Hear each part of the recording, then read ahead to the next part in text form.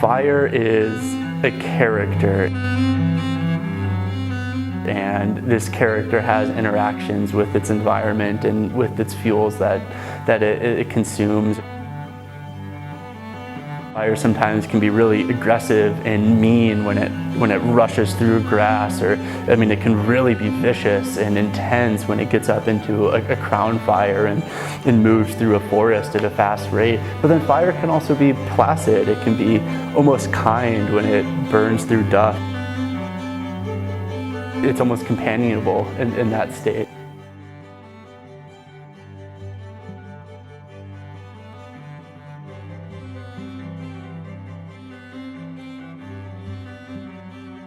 As computer scientists, we try our very best to take these infinitely complex natural phenomena like fire and represent that in an environment that we or a computer can make sense of. And that's a really complicated and difficult task.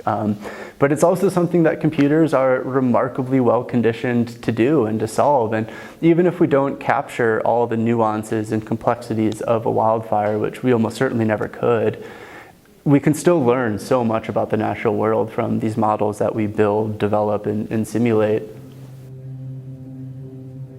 Ice, just as with fire, the system is characterized by the slow deposition of energy by the environment. Only now, instead of talking about trees growing and dying and being combustible and that process occurring over 50 years, I'm talking about snow falling and slowly transforming to ice, and that producing these massive, thousands of meters thick ice that exists on the landscape.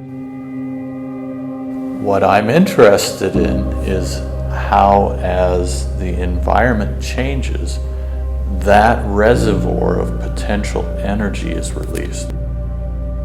We need to know the rates at which that potential energy is released, given that the climate is changing. About less than an hour away, we have Blodgett Canyon, which is kind of a mini Yosemite National Park without the crowds. There's Mill Creek Canyon. We have ice climbing in the Mission Falls. I chipped my tooth 2 years ago ice climbing, and I got this scar on my brow from ice as well. So you definitely get banged up. Frankie's research involves highly sophisticated methods of tracking motion on the surface of a glacier to determine its velocity. And velocity changes through time are a key signifier of the process of glaciers melting and contributing to sea level. Everything's getting hot and everything's melting, and climate change is real. I really do think that the general public is embraced this, and I think in the next 10 to 15 years we're going to see pretty substantial action taken to mitigate these effects and change what we're doing. Yeah, I love working with high school students. I think they are so creative. They're at a point in their life where they can really do anything they want. The world is open to them, and I'm interested in how computer science can help them achieve their goals, make the world a better place, and it's a great opportunity for students.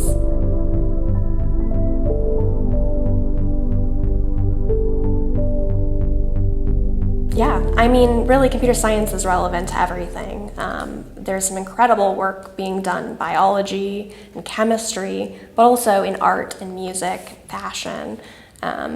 It can be used for people who are interested in social good as well.